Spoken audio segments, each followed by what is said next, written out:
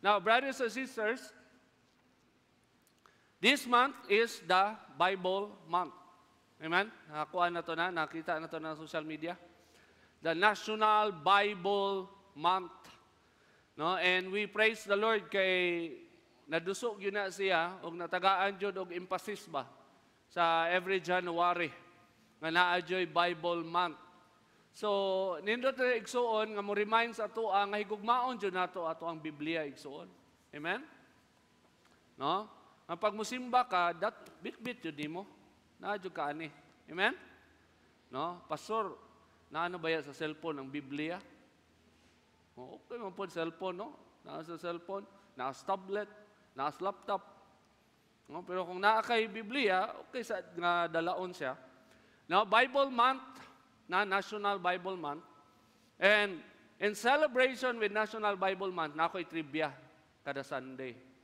Para di ka mo absent. Na ako'y trivia. Kada Sunday, na kayo naon, unsa na po kay Bible trivia ni Pastor. Ay, sige, na ako'y trivia. No? Kabalo ba ka? Nga na ay gitawag nga Sinner's Bible. No. In 17th century, na ay gihinganlan nga Robert Baker, nagpublish siya og Biblia. Pero di wala tuyo ang iyang Bible, ang pangalan Sinner's Bible. No, nagpublish ang Biblia 17th century ago. And then 1,000 na kabuok copies ang iyang na-produce, dito pa niya naibaluan nga naay mali ang iyang Biblia. Pastor, unsa kay mali dato? Walay period. Grabe kayo yung mali, iksoon. Munang gitawag siya The Sinner's Bible by Reader's Digest. Kabalo mo kung ano, unsay mali niya. The Seventh Commandment na usab. Ang giingon dito sa iyang Biblia, thou shall commit adultery. Thou shall not commit adultery. Ang iyang Biblia nga iyang 1,000 na kabuok copy. Nagpila ang Biblia sa una, sa kang mahala. Nang natog na 1,000 ang isa. 1,000 copies na ang na-produce. So pila na 100,000 or 1 million pesos. No, ang na-budget na. Dito pa niya nabasa, agoy kahas kang mali. Thou shall commit adultery. Repeat. No? Sa una pag-repeat, anak. Naman ang gitawag siya, the Sinner's Bible. Kay siya ray Biblia nga nag-ingon nga, mangabit ka. Ibawal, wala lang pagpangabit, no? Pero sa iyang Biblia, mo na isugo, thou shall commit adultery. No? Trivia yun siya, tinuod. No? So, kung nakakay Biblia, iksoon, kung mapay kang Biblia, basahagid ha? Basahagid. Kay basig, ang nasulat niya sa Biblia, lahi. No? Basig, Sinner's Bible na yung Biblia. No? Kailan, sure good. No? Mag-research ka. Mangutana ka sa imo mga leader, unsay nindot nga Biblia paliton. Amen? Amen. So, ang preaching series karon is entitled Word Empowerment. Word Empowerment. Kuan ni sila ka series, tulo. Ka mini-series. So, money first, Word Empowerment. Ato ang goal ani igsuon, nga ma-highlight nato, nga ang usa ka Kristohanon, masin pag giunsa ka pagbubo, giunsa ka paghubog sa presensya sa Ginoo, kung wala kay desire, wala kay gugma sa pulong sa Ginoo, luya gyapon imong Kristohanong kinabuhi. Amen? Kung walay gugma, wala kay panahon, gikapoy ka, sige lang kag kapuyon, gihimo nimong pampatulog ang Biblia. Gihimo nimo mura kag babysitter. Pag mubasa kag Biblia, makapoy jud ka. No, atong i-highlight igsoon, word empowerment. Na pinaagi sa pulong sa Ginoo, magamhan ka. Amen? No? And what is in the Word of God that gives us power? Muna itong i-discuss. No, unsay naa sa Biblia nga maghatag og gahom kanatong tanan igsuon. Unsay naa sa Biblia nga maghatag og kadasig kanatong tanan. Unsay naa sa Biblia nga pag mubasa ka, nya seryosohon nimo ang pulong sa Ginoo, mahimong makusganon imong Kristohanong kinabuhi. So ang pinakauna nga lesson under this preaching series is the word of life. Amen, the word of life. Naman na siya itong hisgutan. The word of life. Bible as the word of life. No? Tanawon nato igsuon ang Biblia nga pulong siya sa kinabuhi. Dili lang siya basta-basta nga libro. Dili lang siya basta-basta nga sinulat, no, sa mga Bible scholars, gi-interpret, pero pulong siya nga pulong sa kinabuhi. No, basahon nato in John chapter 6 verse 63. Giingon din Higson. It is, Jesus said, it is the Spirit who gives life. The flesh profits nothing. The words that I speak to you are spirit and they are life. Tingnan mo katapad, ang pulong kinabuhi. That is really true. According to the very words of our Lord Jesus Christ, the word of God, the word that He said in the Bible, they are spirit and they are life. Mo din na igsuon na pag makalimot ka, mawadaan kag panahon mo basa og Biblia, murag makulangan ang kinabuhi. Kabate mo ana. No, maski unsaon nimo convince imong kaugalingon nga kuan jud ta, fight, gira-gira gyud sa pagtuo. Pero ang imong gera, nalimtan nimo imong espada ba? No? Isa ka bulan na kaway basa-basa Biblia, na mabati na nimo igsoon nga naay kulang. Naay kaluyahon. No, nga naman, kay ang pulong sa Dios according to Jesus, they are life. Amen, they are life. Kinabuhi sila. Nga pagbasahon nimo makabaton kag kinabuhi. No? In Hebrews chapter 4, verse 12, no wonder Jesus said that the Word of God, they are life, because in Hebrews chapter 4, verse 12, gingon din for the Word of God is living and active. That's the first statement that you will read in Hebrews 4:12. For the Word of God is living and active. So, igsoon, no? Lahi siya sa mga libro nga ito ang mabasa diha sa library. Diba? Na mga libro about science, libro about religion, libro about kanang geography, no, mathematics. Pero matingala ka, unsay kalahian sa Biblia, sa history books, mga spiritual books, ang nakalahi sa Biblia igsuon. According to the Bible, this book is not an ordinary book. This book is a living book. It is an active book. Living and active. In other words, the Bible is a living thing. It's a living. No? It's alive. So when you read God's Word, diha nimo mabati nga buhi gyud ang Biblia. No? Lahi siya sa ubang libro. Igsoon. No, kaya sa Ginoo makig-converse sa imuha. No, sa imuhang espiritu, sa imuhang kasing-kasing pagmubasa ka sa pulong sa Dios, unana siya kabuhi. Pero pag imuhang tiklopon imong Biblia, tapos imuha lang ibutang sa imuhang altar, tapos sibok tuig wa kay basa-basa, di nimo ma-appreciate ang kabuhi sa Biblia. Igsoon. Nganong unana man ang Biblia, nganong buhi man, according to the Bible, according to Jesus, they are life. The Word of God is living and active. Ngano man, unsa pagiday naa diha sa Biblia, sa pulong sa Dios. In John chapter 1, verse 1, mo ni siya mo justify. So, in the beginning was the Word, and the Word was with God, and the Word was God. Amen. The Word was God. So every time you read your Bible, you are reading God. Amen. Every time you are memorizing the verses in the Bible, you are memorizing God. Amen. Every time you preach the Word of God, you are preaching God to people.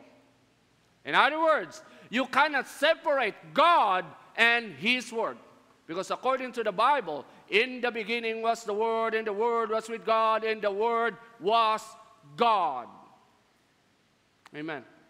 If you hate God, you will hate the Bible. Do you know that? Pag di ka ganahan sa Ginoo, di ka ganahan sa iyang pulong. No? Pag di ka ganahan sa pulong sa Ginoo, di ka kaingon nga ganahan ka sa Ginoo, sa iyang pulong lang di ka ganahan. No? Di ka kaingon ana. Sa imo hara kang uyab makaingon ana, ganahan ko si mong dagway pero sa imong pamulong di ko ganahan. Pero sa pulong sa Ginoo, no? Di ka kaingon. Pag ganahan ka sa Dios, ganahan jud ka sa iyang pulong. Pag ganahan ka sa iyang pulong, ganahan jud ka sa Dios. Muna nangingon si Jesus, the words, they are life. The Word of God is living and active. No? So, right now, I will give you reasons why the Bible is the Word of life. Mga basic reason lang. Anong maingon ta nga ang pulong sa Dios kinabuhi? Number 1. It gives an answer to the deepest inquiry of the heart. Sa tanang libro sa kalibutan, maurag yun igsoon. Maurag yun makatubag sa pinakalalom nga pangutana sa kasing-kasing sa tao. Unsa ba'y pinakalalom nga pangutana sa kasing-kasing sa tao? Unsa ba? Tanaw nimo. Unsa ba'y pinakagipangutana nimo sa imong kinabuhi? Pastor, sidyo ko pangutana, Pastor, sa una pa. Maminyo ba ko? Muna na pinakalalom? Grabe sad. No? Pinakalalom nga pangutanas kasing-kasing sa tao, Biblia yung makatubag. No? And we read in 2 Timothy chapter 3, verse 16 to 17, gingon din ni Igsoon, all Scripture inspired by God and is useful to teach us what is true and to make us realize what is wrong in our lives. It corrects us when we are wrong and teaches us to do what is right. God uses it to prepare and equip His people to do every good work according to the Bible. It is inspired by God, the Word of God inspired by God, and useful to teach us what is true. Muhatag siya tinuod nga katubagan. Pag naay pangutana nga lalum jud kayo igsuon, pag di na siya matubag og tama, no, og ang Biblia lang ang naay tubag, di gyud matarong ang kinabuhi sa tao. Unsa din ang mga pangutana? These are the inquiries of the heart. Number 1, where did I come from? Asa di ay ko gikan? Nag-ingon ako ang mama, aksidente lang ko, wa ko na-apil sa family planning. Nag-ingon na mo ang silingan, ako ang papa, nalumos sa sabaw. Dili maklaro, niingon na mo ang silingan, ako ang angkol, nga anak na ko sa liking kawayan. Ang sapay mang gipag-ingon. No, ay mo ang ginikanan, manananggal daw sa una. Gibilin lang ka. No? Kana, question of origin. Where did I come from? Daghan kayog bakak, giingon ang kalibutan about ani igsoon. Nga pag, imuhang puy-an, anak di ko sa liking kawayan, so magsigil lang kong pamunal og ulo hantod sa mabaliki. No, mupatay na lang jud ko, kay wa may kuan. Wa man daw ko'y kuan. No, gikan mo daw ko sa bisag asa lang kagikan, aksidente naman daw ka. Wa man daw ka planuha. No, bunga ka sa sala sa imong ginikanan. No? But if you will read the Bible, all those things, they are lies. Amen? Muna mayroon ta, the Bible is the Word of life. Naman, because it will tell you, you are not an accident. God created you by His own image and likeness. Palakpakan na itong Ginoo. Second inquiry of the heart, what is the meaning of life? Or what is the purpose of life? Na hiningon sa imuha, wala kay pulos. Wa kay pulos, wa kay tumong. Basura lang ka. No? Madungog na ito na, harsh kay na, ginaingon na sa society. Nga wala kay pulos, bataa ka. No? Bulok kang bataa ka. Wa kay tumong sa katilingban. Unana ang ginaingon, ug unana imo ang madungog, pero kung abrihan imo ang Biblia igsoon, ug imuhang basahon igsoon, no?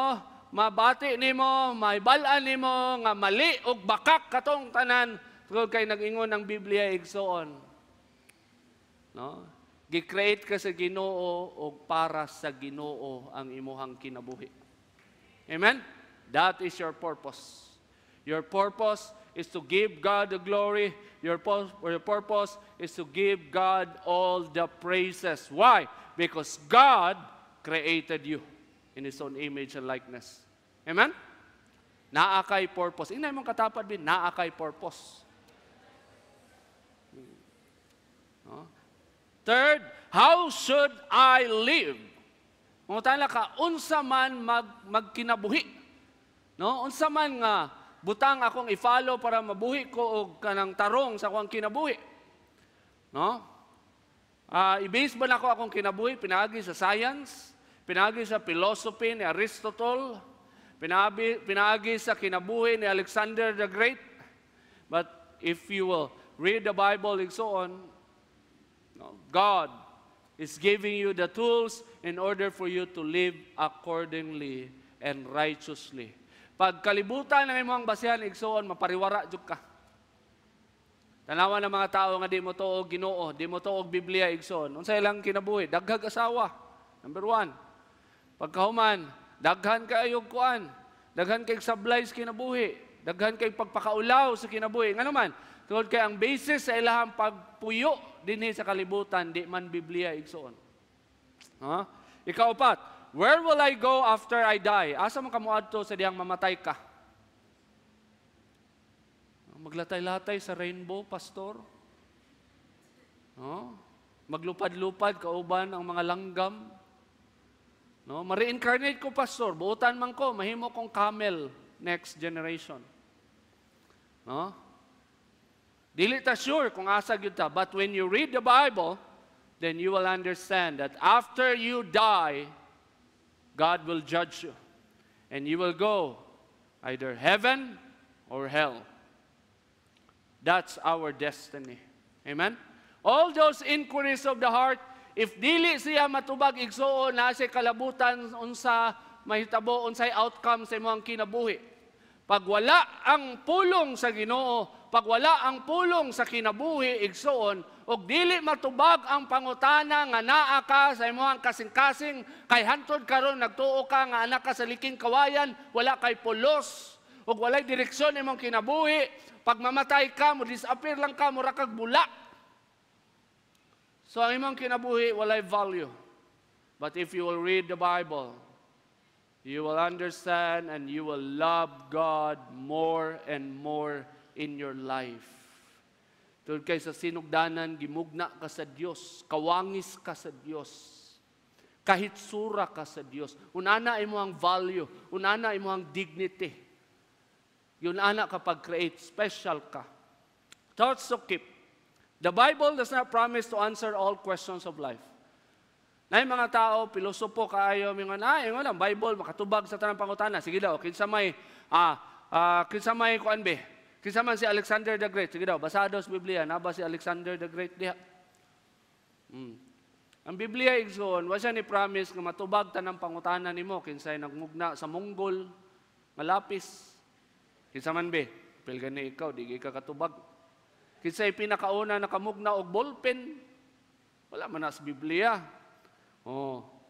Dili ka promise ang Biblia nga matubag niya tanang pangutana sa kalibutan igsoon. Second, it only answers questions pertaining life eternal. Unsay dili matubag sa mga secular nga libro, ang Biblia na itubag. Ang mga secular nga libro, di sila kaingon sa imuha unsay eternal life, unsay buhaton para makabaton og eternal life, unsay buhaton para mahimo kang ready for eternal life. No? Ang Biblia lang.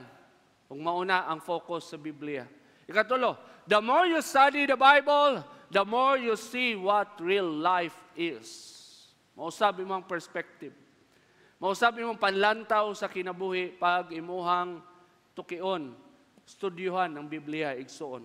Amen? The second point, Reason why the Bible is the word of life. It sustains life now and for eternity.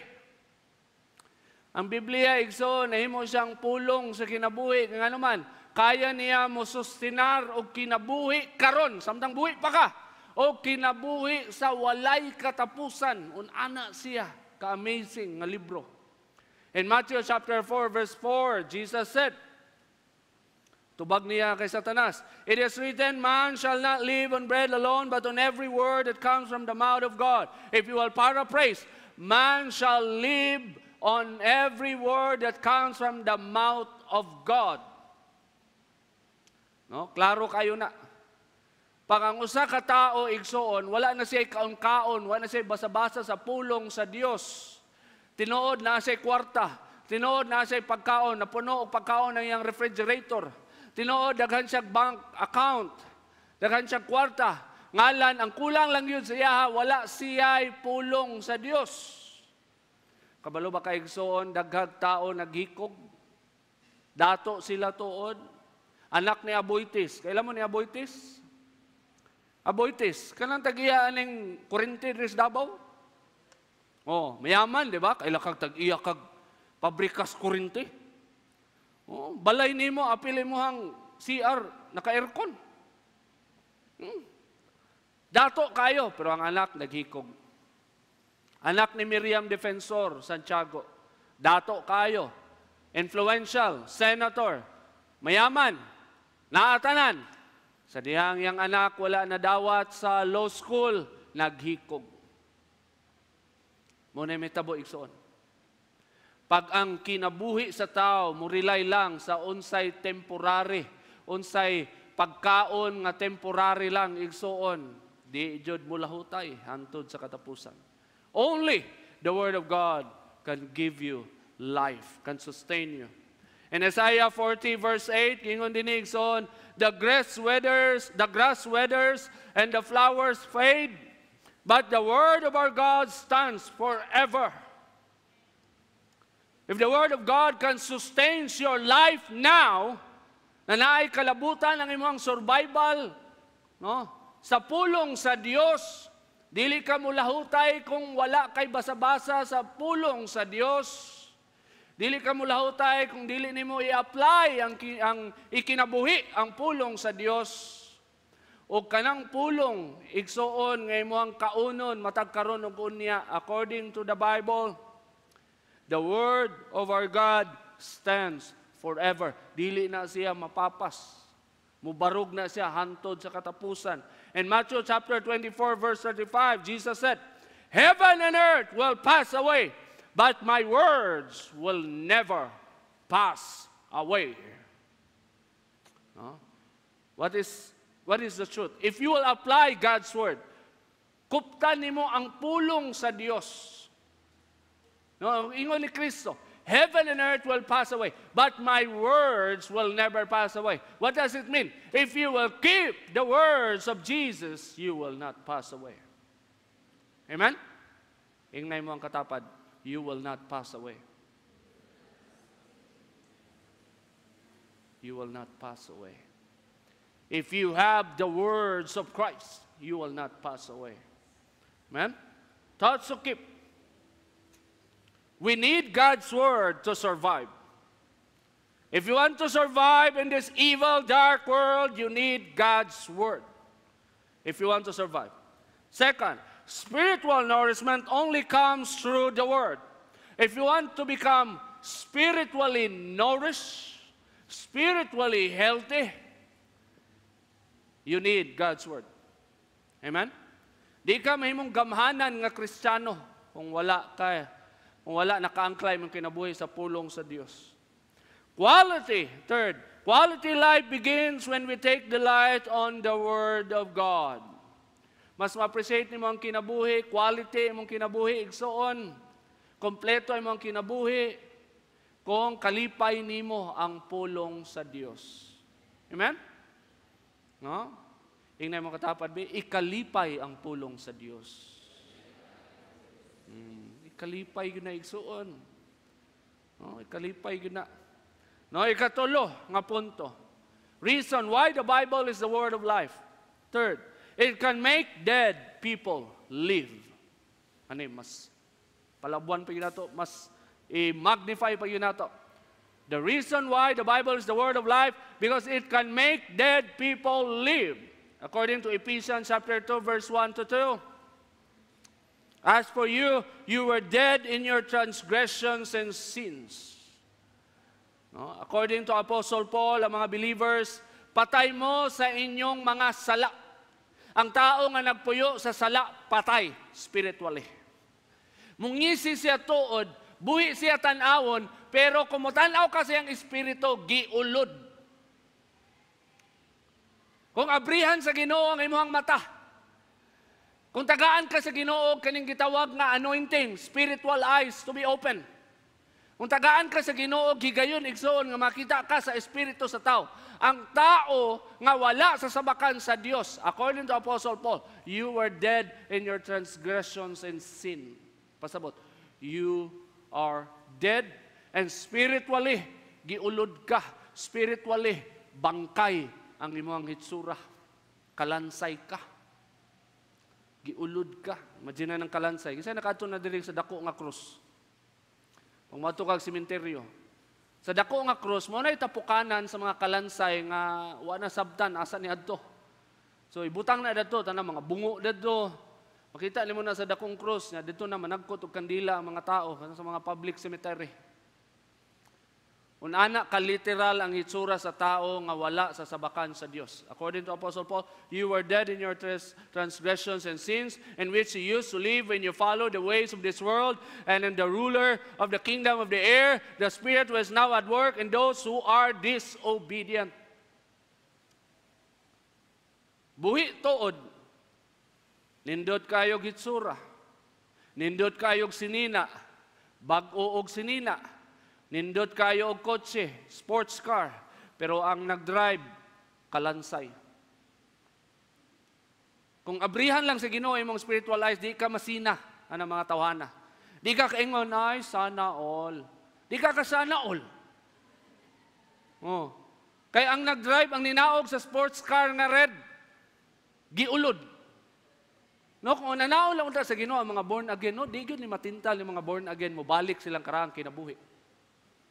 No, unta no na initiation ng Ginoo. Mapag ma-born again ka tinud anay abrihan sa Ginoo imong mga mata, makita na nimo ang spiritual reality. Oh. Kato mga born again pag makita nimo sila, nagasidlak-sidlak sila. Nagakalayo sila. Pero katong mga dili born again, relihiyon lang ang ilaha, patay spiritually. In Romans chapter 10 verse 13 to 14, no, Apostle Paul said, for everyone who calls on the name of the Lord will be saved. Kinsa to? Ito mga tao nga patay. Pag manawag sila sa pangalan sa Ginoo, maluwas sila. In verse 14, how then can they call on the one they have not believed in? Kung saan nila pagtawag sa usa ka tao nga wa man sila nito. And how can they believe in the one whom they have not heard? Kung saan nila pagtuo kung wala sila nadungog? Amen. Unsa din ang dapat nimo madungog? Pulong sa Dios. Pag wala kay madungog nga pulong sa Dios, dili maluwas. Munang niingon diri in the next statement, and how can they hear without someone preaching to them? Muna importante kayo ang pulong sa Dios. Ang pulong sa Dios mo'y pulong sa kinabuhi. Nganuman, kay walay tao nga naluwas nga wala kadungog sa pulong sa Dios. Naba kay kaila nga naluwas, wa kadungog sa pulong sa Dios. Pastor, kana mga bungol pastor. Wa man na kadungog. Pero gipabasa po daw na, oy, grabe sad. Oh, naman na sila, naman nga po nag-share sa gospel, ana, tapos ginapabasa-basa man na sila. Mga buta, mga bungol, ana, gipanana man na, gospel nga po ng basa, ana. No? Brothers and sisters, the word of God is the word of life. No one will be saved without hearing the word of God. No one will have faith in Jesus without hearing God's word. Amen? No, wala gayoy maluwas kung dili makadungog sa pulong sa Ginoo. No, in 1 Peter chapter 1 verse 23, Apostle Peter said, For you have been born again, not of perishable seed, temporary seed, but of imperishable, incorruptible, through the living and enduring Word of God, according to Apostle Peter. Nahimo kang born again tungod sa pulong sa Dios. Nahimo kang born again. Munang katingalahan kaayo na born again man ka sa pulong sa Dios. Nganong wa man kay gana mo basa sa Biblia? Storya tabi. Kaya nag-ingon ba ang pulong sa Ginoo igsoon? Alangan namakak ang pulong sa Ginoo igsoon. Oh, laro man dyan na, nasa screen. Oh. For you have been born again, not of perishable seed, but of imperishable, through the living and enduring Word of God. You became born again because you heard the Word of God. It is the Word of God that made you born again, made you saved, made you alive. And so the encouragement of God this morning, love the Word of God. Inay mo katapat, love the Word of God. Kaya mo na nakapahimo ni mo nga born again ka igsuon. Yung kapastor, unsa na ko pahigugma sa pulong sa Ginoo pastor, wa pa man ko'y Biblia hantod karon. Agkoy. Wala kay Biblia, na ba ipanghatag Biblia dire? Naibaligya dito sa gawas. Pili lang ka, na baratohon, na mahalon, na pang pastor nga Biblia, na pang Bible study, makatabang pa ka sa BMTP. Pero napatong baratohon di ano katong 300 plus lang, pastor ha? O, itong Bisaya nga Biblia. Di man lang mag-matter, igsoon, mabisaya, may Ilonggo, no? Minuslim nga Biblia. Na ba yung minuslim nga Biblia? No? Di man lang mag-matter. Unsay itsura, plastic lang ba ang cover? Papel lang ba? Karton lang ba? Di na mag-matter, igsoon. Ang importante dito, ang sulod sa Biblia. O sigurado kayo na wala gingon dato, thou shall commit adultery. Mora yun na mong siguradohon. No? Pero klaro nga, Biblia siya, maski kung sa pa itsura ana, higugmaan na igsoon. Amen? Kaya daghan kay mga Kristohanon dito sa China igsoon, wag yun sila Biblia.